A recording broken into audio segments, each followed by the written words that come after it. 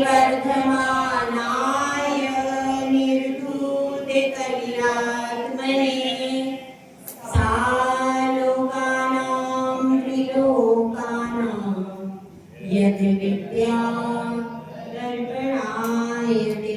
पंच परमेश्वरी भगवान की 1008 कुंतुनाथ भगवान की परम पूज्य आचार्य श्री समंतभद्र भगवंते की परम पूज्य आचार्य श्री आदि सागर महाराज की आचार्य श्री महावीर कीर्ति महाराज की आचार्य श्री विमल सागर महाराज की आचार्य श्री तपस्वी सम्राट सन्मति सागर महाराज की आचार्य गुरुवर सुंदर सागर महाराज की अहिंसामय विश्व धर्म की जिनवाणी माता की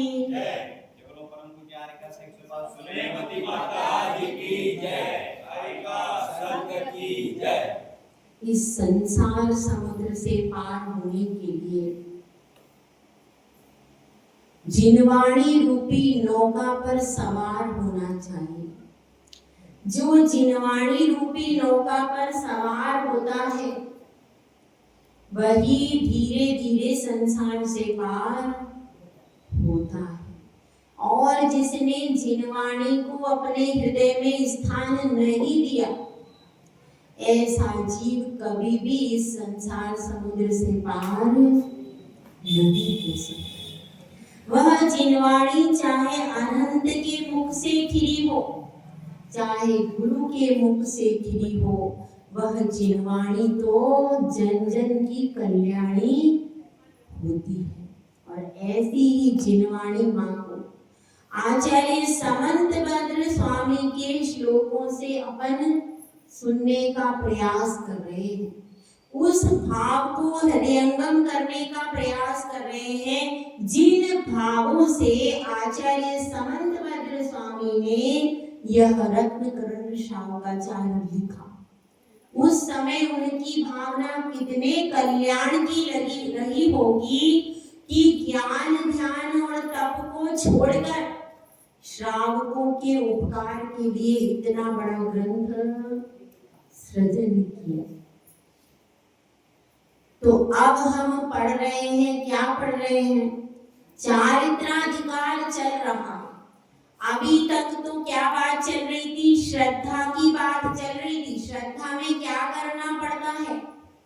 श्रद्धा होती है हृदय से। श्रद्धा में हृदय खोलना पड़ता है कि प्रभु आओ मेरे हृदय के सिंहासन पर बैठ जाओ। श्रद्धा में हृदय को खोला जाता है और हृदय के आसन पर प्रभु को बिठाया जाता है। फिर ज्ञान में क्या किया जाता है? ज्ञान हमें दृष्टि देता है। श्रद्धा हृदय को संभालती है, ज्ञान दृष्टि को संभालता है, बाहिरंग की दृष्टि को भी संभालता है और अंतरंग की दृष्टि को भी संभालता। बहिरंग की दृष्टि को कैसे संभालता है ज्ञान? कि जैसे ही आपकी दृष्टि किसी दूसरे की वस्तु पर पड़ती है, अगर आपको ज्ञान है तो आपका ज्ञान कह देगा यह दूसरे की वस्तु। कौन कहेगा? ये ज्ञान कहेगा। यह अंतरंग की दृष्टि से कहा। अंतरंग की दृष्टि खुली तो बहिरंग की दृष्टि सावधान हो गई। अब वह पर वस्तु है, उस पर से अपनी दृष्टि हटा। अंतरंग की दृष्टि खोलता है ज्ञान। और चारित्र क्या है? चारित्र है पांव। चारित्र है पांव। चारित्र कहता है ठीक है, आपने दृष्टि खोल ली, आपने श्रद्धा कर ली, भगवान को हृदय में बिठा लिया, लेकिन ये है शिवपथ। इस शिवपथ पर अपने जीवन का रथ मोड़ो और चलो। अब रुकने का समय नहीं है। आप लोगों के पास तो बहुत समय। हाँ भाई, कितना समय बचा है प्रतिमा जी? मालूम नहीं है तो मालूम करो। अपना अपना समय सबको पता कैसे पता है? मतलब समय मतलब आत्मा होती है। अपनी अपनी आत्मा की खोजबीन सबको पता है कि हम कितने पानी में हैं। अपनी आत्मा को खोजो और खोज करके उसको अपने रथ को, आत्मा की रथ को शिव पथ पर लगाओगे, तब आप चारित्र के धारी कहलाओगे। चारित्र के धारी कब कहलाता है व्यक्ति? जब उसने अपने संसार को जा रहा जो रथ है उसको शिव पथ की ओर मोड़ दिया है कि अब मेरा यह रथ है क्या आपके पास? कहाँ है? कहाँ है? वहाँ रखा है अंदर, दुकान के अंदर है क्या है कि मकान में रखा है? कहाँ है? मन और इंद्रियों का रथ है ये। 6 घोड़े आपके हैं कि नहीं? ये 6 घोड़े आपके लगे हुए साथ में रहते हैं। 6 घोड़े हर व्यक्ति के पास 6 घोड़े हैं। वो 6 घोड़े, उनके ऊपर बार बार लगाम कसनी पड़ती है, फिर भी एक आध घोड़ा तो बेकाबू होता ही रहता है। एक पे लगाम कसते तो दूसरा बेकाबू हो जाता है, फिर उसकी सुन लेते थोड़ी सी तो इतनी देर में तीसरा तैयार हो जाता है। पूरी जिंदगी इन्हीं घोड़ों की लगाम कसने में बीत बीती की नहीं बीत गई। तो यहाँ पर वो जो शिवपथ का राही है वो अपने 6 घोड़ों को कंट्रोल करता रहता है। काहे से करता है? वह 6 घोड़े हैं, 5 इंद्रियां हैं और 5 ही व्रत है। ठीक है, 5 इंद्रियां हैं और 5 ही व्रत है कि वो 5 इंद्रियों को कंट्रोल करने के लिए क्या है? 5 व्रत है, उनको कंट्रोल करो। कैसे करें कि आपके लिए बता दिए। 5 व्रतों के माध्यम से आपकी 5 इंद्रियां लाइन पे आ जाएंगी और ये 6 घोड़े भी एकदम सही हो जाएंगे। ठीक है, तो अब अपनी बात चल रही है चोरी के बारे में। कल समझा था कि घर में भी यदि आप अपने पति के, पिता के, अपनी बेटी बेटा के पैसे ले लेते हो और उसको नहीं बताते हो तो क्या हो जाता है? आपको अच्छो दोष लग रहा। इसलिए उसको पहले सूचित कर दो। सबसे पहले जब व्रत लो तब सूचित कर दो। और यदि पहले सूचित नहीं किया तो क्या करना? तो फिर अभी भी सूचित कर सकते, बीच में भी सूचित कर सकते, और बीच में सूचित कर दो।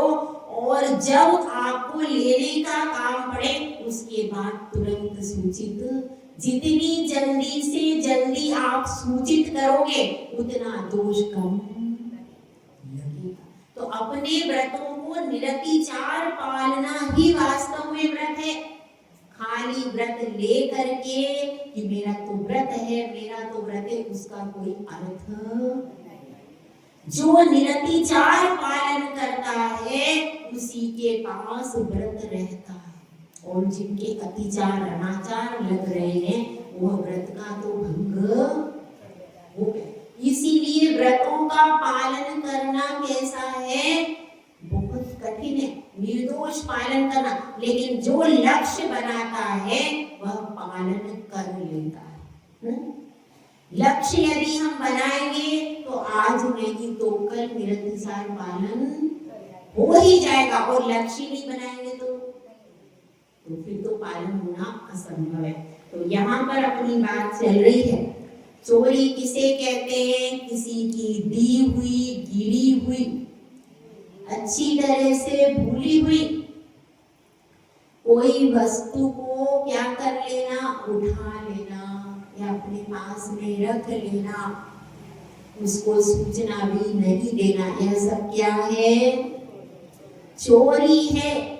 ये मत सोचना ये तो मेरे पति है, ये मेरे पिता है, भैया तुम्हारा कोई नहीं है, इसलिए भी ये समझो ये तो मेरे परिवार का है, ये तो मेरे, वो सब भी तुम्हारे, इसमें ये भी समझ में में आता है कि तुम्हारा कोई भी नहीं है, इसको समझो तो आपकी आंखें पूरी खुल जाएंगी। देखो अब इसके बाद चोरी के अचोरिया व्रत के अतिचारों के बारे में यहाँ बता रहे। देखो चोर प्रयोग चोरार्था,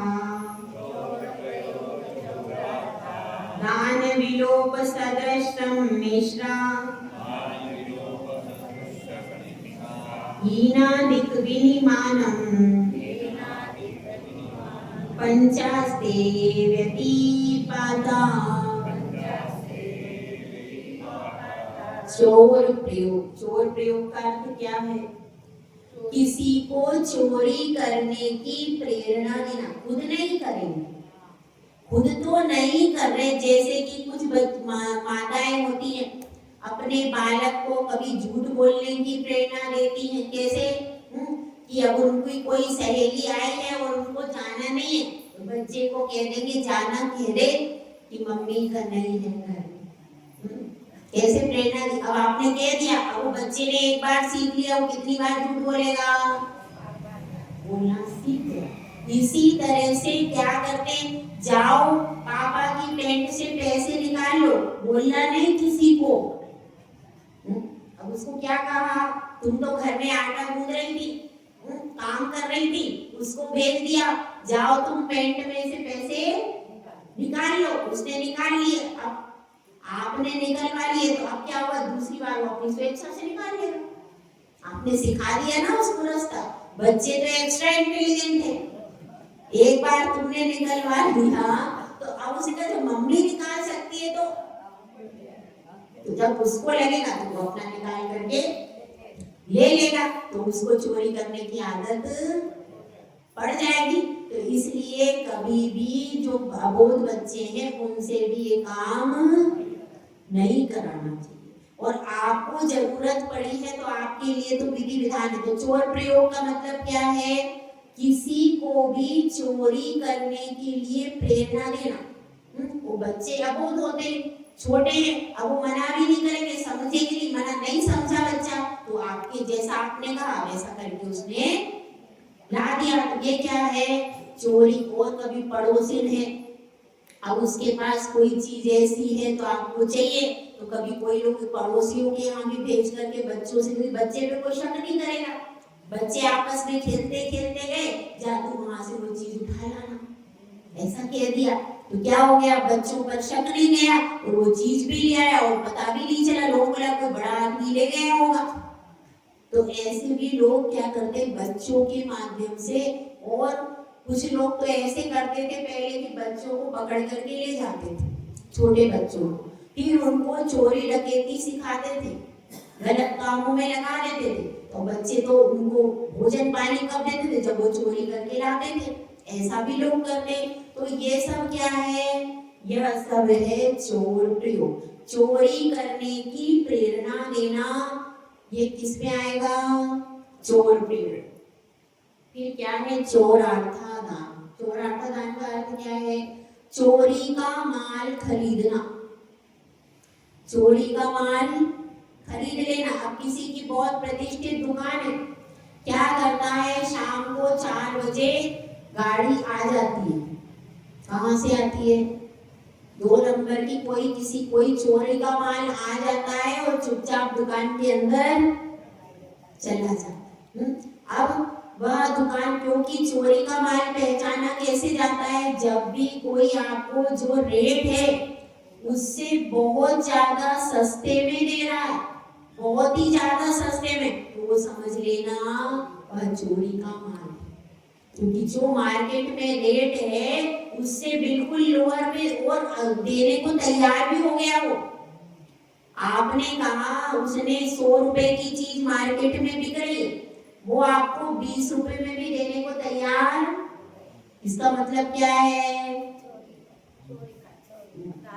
बहुत ही ज्यादा कम रेट में जब वो रीजनेबल से भी नीचे में आ जाए, वो कहते जल्दी ले जाओ, क्योंकि डर रहता है। क्योंकि पुलिस भी ऐसे लोगों को जानती है जो चोरी का माल बेचते हैं, तो उसको डर रहता है। वो क्या कहता है? जल्दी मेरे को तो अभी के अभी माल निकालना है, तो वो माल जल्दी निकालने के चक्कर में बिल्कुल नीचे कर देता है, जिससे लोग जल्दी जल्दी खरीद के ले लेते।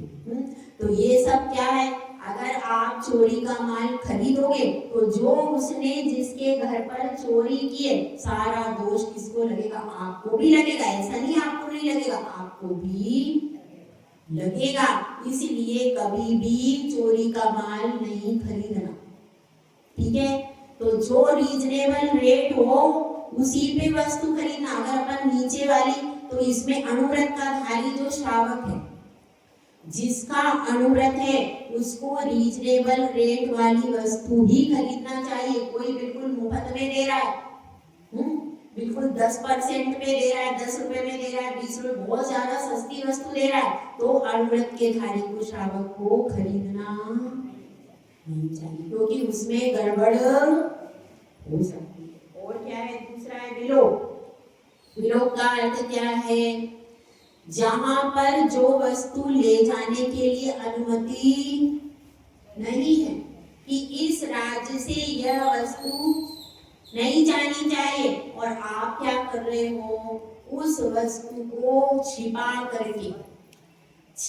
करके आप उसमें ले जा रहे हो। ये क्या हो गया? राज आज्ञा का उल्लंघन हो गया, कि राजा की आज्ञा नहीं है, यहाँ से ये वस्तु नहीं जानी चाहिए, या इस परिमाण से ज्यादा नहीं जानी चाहिए, तो अपन क्या कर दिया? उस परिमाण से ज्यादा छुपा करके ले गए। तो उसमें क्या होगा? ये है विलोप। विलोप मतलब आपने तत्वाद सूत्र में पढ़ा होगा, विरुद्ध राजातिक्रम। राज्य का जो राजा की आज्ञा है उसका उल्लंघन कर देना, यह सब किसके अंतर्गत आएगा? विलोप के अंतर्गत। जो वस्तु वहां पर प्रतिबंधित है, यह वस्तु इस राज्य में ही बिकना है, इसके बाहर नहीं जाना। आपको क्या लगा कि कम मूल्य में वहां पर जाएंगे तो वहां पर उसकी बहुत कीमत है, क्योंकि इस राज्य की जो वस्तु है उस राज्य में जाएगी तो दुगने चौगने दाम में बिकेगी, लेकिन जाना प्रतिबंधित है। तो क्या करेंगे? उसको छुपा के किसी तरह से उस राज्य में ले गए और चौगुने दाम में वस्तु बेच दी। तो ऐसा भी लोग करते हैं। तो ऐसा अनुव्रत का धारी श्रावक जो कानून है उसी हिसाब से वो वस्तुओं को बेच सकता है। तो विलोप हो गया। सदृश सम्मिश्रा, इसका मतलब क्या है? सदृश सम्मिश्रा का अर्थ है जो वस्तु, एक वस्तु और दो वस्तुएं एक जैसी दिख रही है, तो उस वस्तु में दूसरी वस्तु मिला देना। जैसे घी के मामले में नाना प्रकार के प्रयोग हुए, किसी ने आलू डाल के घी बनाया और उसमें डालडा डाल के, और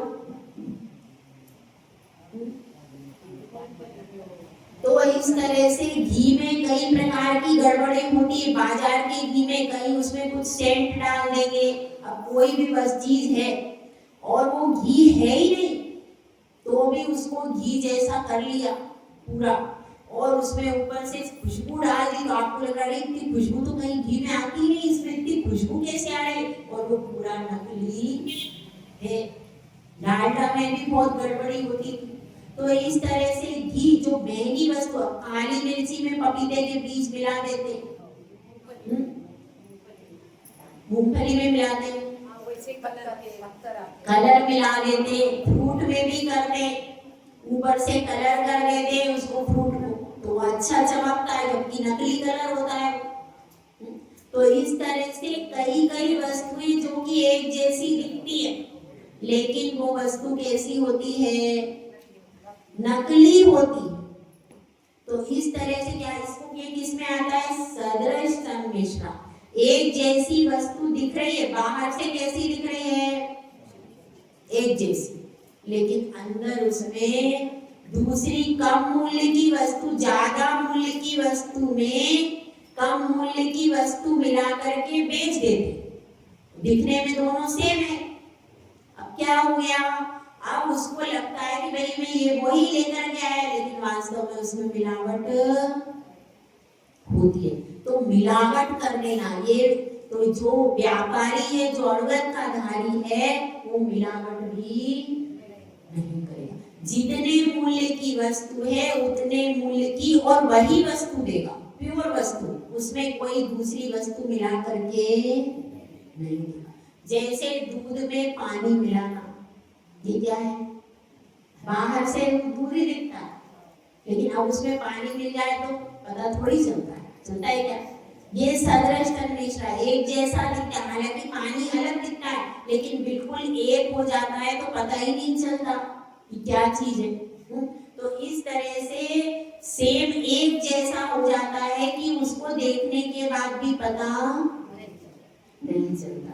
अब इसके बाद है हीनादिक विनिमान।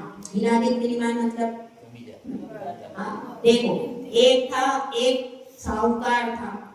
अब क्या करता था, जब कोई ग्राहक सामान लेने के लिए आता था तो वह कहता था छोटी बहू आ जाओ, क्या छोटी बहू आ जाओ, छोटी बहू बाट ले आओ। अब वो छोटी बहू बाट लेके आती थी, जब सामान लेके जाना है उसको, तो फिर क्या करती थी, छोटी बहू ताकि कम तोल के देता था वो। अब फिर क्या होता था, फिर जब उसको सामान क्या लेके आना होता था, कोई बेचने के लिए आता था, तो कहता था बड़ी बहू बाट ले आओ। अब एक दिन एक मित्र आया उसके घर में, पुराना परिचित था, उसने कहा कि तुम्हारी बहू तो एक ही है, तो दो बहू क्या तुम्हारे लड़के ने दूसरी शादी कर ली? तो उसने कहा नहीं, मेरी तो एक ही बहू है। तो फिर तुम ये कैसे कहते हो छोटी बहू ले गया और बड़ी बहू? कि तुम अभी समझते नहीं हो। जब कोई लेने के लिए आता है, सामान लेने के लिए आता है, तो उसको कम तोल के लेते हैं, तो छोटी बहू से बाट मंगाते, कम वाली बाट। और जब सामान क्या करना है, लेना है, तो बड़ी बहू से मतलब ज्यादा तोल के ले लेते। ऐसे बड़ी बहू छोटी बहू करती। तो अब इसमें क्या समझना कि हीनादिक विनिमान ये काम भी होता है। इसमें भी लोग कम तोल के और ज्यादा तोल के अब क्या करते हैं, ज्यादा मुनाफा कमाने के चक्कर में ये जो काम होता है, यह काम भी कैसा है, अनुव्रत के योग्य। ये सारे अतिचार बता रहे हैं किसके? जिसने अचोर्यानुव्रत धारण किया हुआ है उसके ये क्या है, अतिचार बता रहे। ठीक है, तो अब इसमें यही समझना है कि ये जितने भी अतिचार हैं, इन सब अतिचारों को दूर अपन कर सकते कि नहीं? कर सकते कि नहीं? कर सकते हैं। ये कोई बहुत कठिन चीजें नहीं है, इनको हम पालन कर सकते हैं। 5 अनुव्रत सहज है और पालन करने योग्य है, वो कोई बहुत ज्यादा कठिन चीज नहीं। तो इसमें एक छोटी सी कहानी आती है कि एक दूध वाला था। वो क्या करता था, दूध बेचने के लिए जाता था, बीच में नदी पड़ती थी, तो अब वहां से तो दूध लेकर के आ गया, अब यहाँ से आधा पानी मिला लेता था और मिला करके चला जाता था अपने बेचने को। अब क्या हुआ, एक दिन उसको पूरी कमाई मिली और एक बंदर पेड़ पे बैठता था। वो रोज इसको देखता था, इसकी कलाकारी, रोज पानी मिलाता था, बंदर देखता रहता था। अब एक दिन इसको पूरी कमाई मिल गई महीने भर की। उस समय सिक्के चलते थे, पुरानी घटना है, सिक्के चलते थे, तो वो सिक्का थैली में भर के लेके आया और उस दिन वो बहुत थक गया था, तो वहीं पेड़ के नीचे सो गया। आया था नहीं, पेड़ के नीचे सो गया। अब क्या होता है, अब बंदर आया और थैली उठा ली। अब वो जब उसकी नींद तुरंत टूट गई। अब जब नींद टूट गई तो अब उसने ऊपर देखा और बंदर को इशारा करने लगा कि ऐसा कुछ फेंक दे। तो उसने एक सिक्का, अब उसने कहा बढ़िया ये फेंक रहा है, पूरे फेंक देगा, मेरा काम हो गया।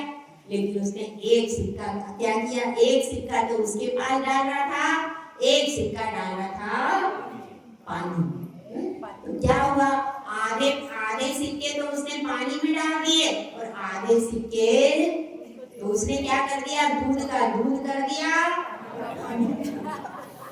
पानी का पानी कर, समझ में आई बात? तो इसलिए क्या होता, और ये तो घटना है, लेकिन अगर हम जितना भी हम सही करेंगे, सही माल जितना बेचेंगे, आपके पुण्य के अकाउंट में उतना ही जाएगा, आधा पाप है और आधा।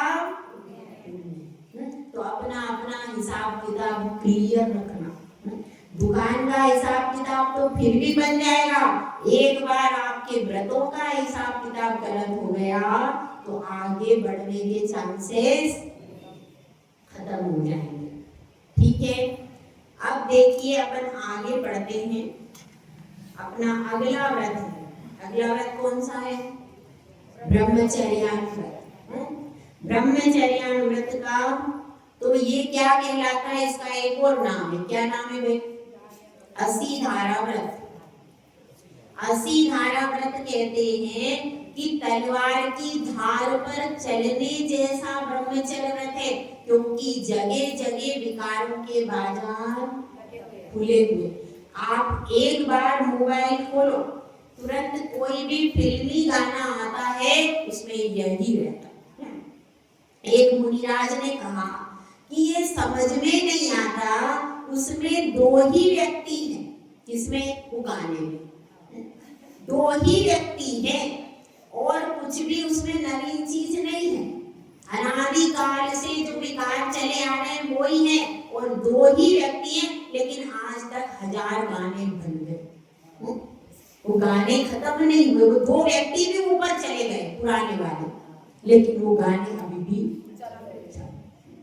तो अब ये समझना चाहिए कि ये विकारों के बाजार में अपने शील के साथ खड़े होना बहुत मुश्किल है।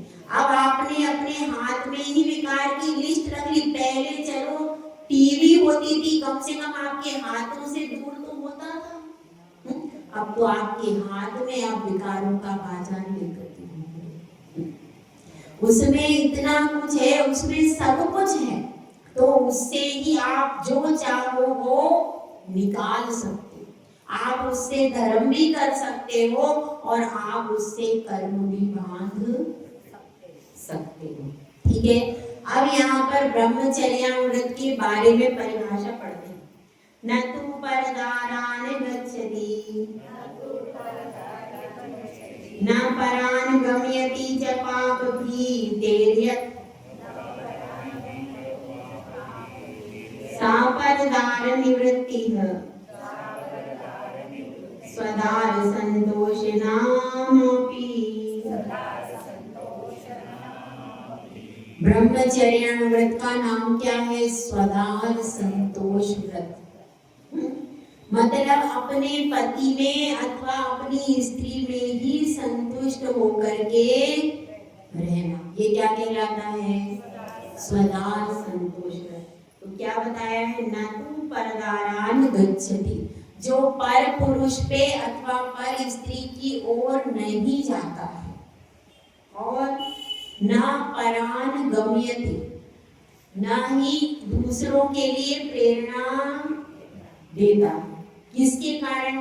पाप भीतेर्यत्, पाप के भय से, पाप के भय से ना स्वयं गमन करता है पर स्त्री की तरफ, ना दूसरों को प्रेरणा देता, दोनों काम नहीं करता।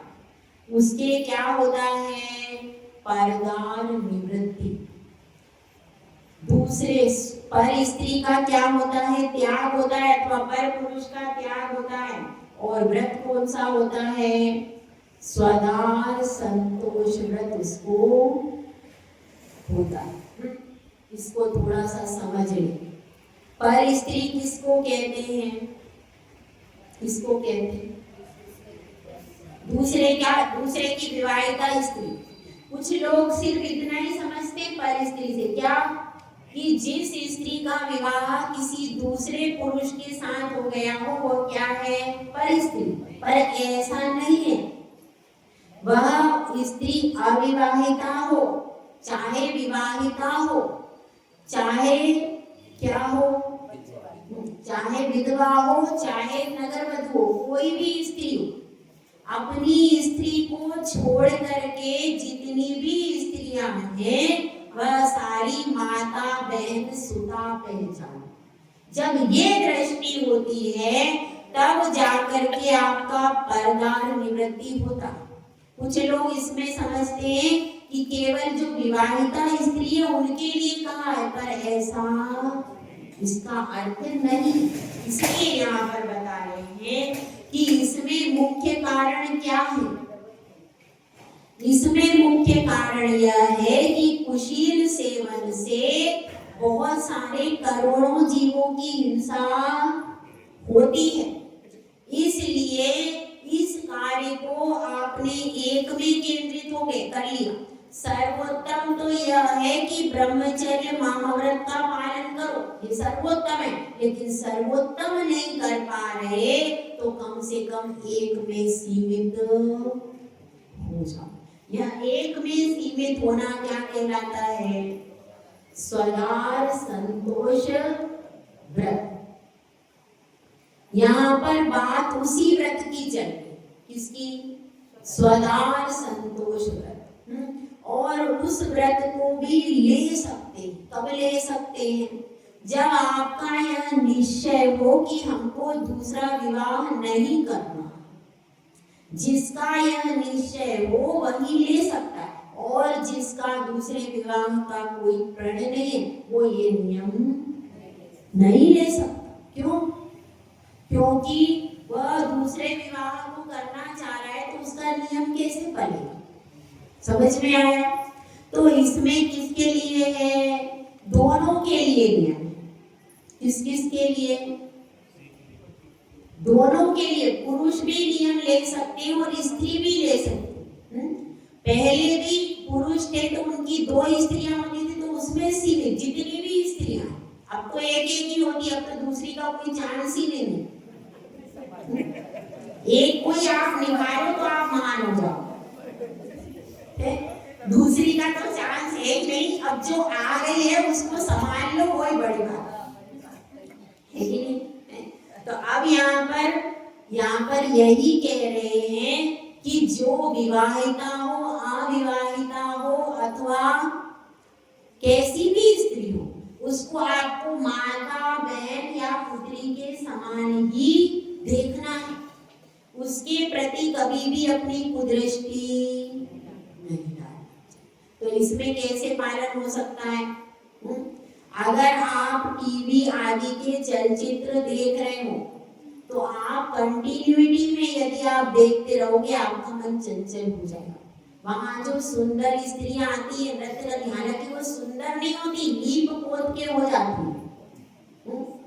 लीप पोत करके वो क्या दिखती है? एकदम। अगर आप उनका रियल चेहरा देख लो, जो कि अभिनेत्रियां हैं, उनका यदि आप रियल चेहरा देखो तो देखने की इच्छा भी। लेकिन वो मेकअप करके इतनी मेकअप की परत उसके अंदर रहते हैं तो उससे वह कैसी दिखती है? सुंदर। और उसको आप एकटक देखते रहोगे तो क्या होगा? धीरे धीरे आपके मन में विकार आने चालू। कोई बहुत ही मजबूत व्यक्ति हो कि कंटिन्यूटी में वो चीजें देखते रहे और उसके मन में एक बार भी ये नहीं आए कि ये अच्छी लग रही है, ऐसा नहीं हो सकता। कहीं ना कहीं उसके मन में भाव, और जैसे ही भाव आए तो आपका तो अतिचार लग जाए। इसलिए समझिए यह सब सूक्ष्म चीजें। पहले इस तरह के चलचित्र आदि नहीं होते थे इतने। कहाँ जाते थे? सिनेमा देखने एक बार जाते, महीने में भी शायद एक बार या दो महीने में एक आध बार कहीं जाते थे सिनेमा देखने। लेकिन अब तो रोज ही टीवी पर है, मोबाइल में है, तो रोज ही वही चीजें। तो फिर मन को कंट्रोल करना बहुत कठिन है। तो उन सब चीजों का इसको निरतिचार पालन करने के लिए क्या करना पड़ेगा? जो पिक्चर्स हैं, जो मोबाइल में तरह तरह के चित्र आ रहे, वो चित्रों को देखना बंद करना पड़ेगा। तब जाकर के क्या होता है? तब जाकर के यह व्रत निरतिचार फलता है। और यदि आप कंटिन्यूटी में उन चीजों को देखते रहोगे तो यह व्रत निर्दोष बनने वाला। सीता की जब अग्नि परीक्षा हुई तो उसने क्या कहा, यदि मैंने स्वप्न में भी पर पुरुष के प्रति भाव बनाए हो, क्या भाव बनाए, स्वप्न में भी पर पुरुष के प्रति भाव बनाए हो तो तू मुझे जलाओ। तो कितनी दृढ़ता होती है तब जाकर के यह नियम। सीता का कौन सा नियम था, यही नियम था, बस गृहस्थी में ही थी ना वो, यही एक ही नियम पाला सीता ने, कौन सा, स्वदार संतोष, एक ही नियम पाला और पूरे विश्व में उसकी कीर्ति केवल एक नियम पालन करने के कारण। यह इतना महान नियम है कि इस नियम को यदि आप पालन करोगे तो आपके जीवन में क्या आ जाएगा, एक ठहराव आ जाएगा और शील का जो सौंदर्य है वही शील एक दिन आपको बहुत आगे ले जाएगा। उसने शील का पालन किया, उसके बाद फिर आलिका दीक्षा ली और फिर अब कहाँ है, तो इस शुरुआत यहीं से की थी उसने। उसकी शुरुआत कहाँ से हुई थी, शील पालन उसका फर्स्ट स्टेप था। चारित्र के मामले में उसका शील पालन फर्स्ट स्टेप था। तो उस फर्स्ट स्टेप से धीरे धीरे वो आगे बढ़ के महाव्रती तक बने और फिर उसके बाद कहाँ गई, सोलहवीं। ये उसने फर्स्ट स्टेप था। तो आप घर में रह करके भी यदि इस फर्स्ट स्टेप का पालन करते हो तो आपके लिए आगे की राह सरल होती है। देखिए इसमें प्रसिद्ध हुई है नीली, कौन प्रसिद्ध हुआ है, ब्रह्मचर्यानुव्रत में प्रसिद्ध हुई है नीली, प्रसिद्ध हुई है। और इसमें कौन हुआ है, और बाकी इस पाप में अब्रह्म नामक पाप में प्रसिद्ध हुआ है यमदंड उद्वा। तो ये जो वह लोग निंदा को प्राप्त हुआ। और नीली कैसी हुई, नीली क्या सम्मान राजा द्वारा किया गया। तो इसकी कथा अपन कल सुनेंगे। और अभी सिर्फ इतना समझ लें कि यह व्रत आप लोग सब ले सकते। कुछ नहीं हो तो चलो टीवी का, मोबाइल का जो लग रहा है वो तो है, कम से कम आपका काया जनित अतिचार तो नहीं लगेगा। अपनी काया को तो आप सुरक्षित कर सकते हो। और जिन जिन का दूसरे विवाह का विचार नहीं वह यह व्रत ले सकते कि नहीं, ले सकते। इसमें कोई कठिन वाली बात, इसमें कोई आपको सोले का नहीं खाना है, इसमें कोई सोले का नहीं खाना, कोई परेशानी नहीं। ये सबसे जिनका विवाह हो चुका है उनके लिए तो ये बिल्कुल सरल नियम है। इसमें कोई आपको ऐसा भी नहीं कि महीने में 20 दिन ब्रह्मचर्य का पालन करना, नहीं, सिर्फ अपने प्रति के प्रति समर्पित होकर के रहना है बस। तो इस नियम को पालन कर सकते कि कर सकते। तो इसलिए अपना अब ये चलने का रास्ता है, इसमें आप आगे बढ़ो क्योंकि ये पंचामृत सामान्य होते, विशेष नहीं है। पंचामृत कौन पालन करता है, चतुर्थ गुण स्थान में तीर्थंकर प्रभु पालन करते हैं। मतलब यह सामान्य है, तीर्थंकर प्रभु कोई श्रावक की व्रत नहीं लेते हैं क्या, इसलिए यह सामान्य है 5 अनुव्रतों का पालन। तो आप सब इसको पालन कर सकते हो। जय बोला जय सुंदर सागर महाराज जी की।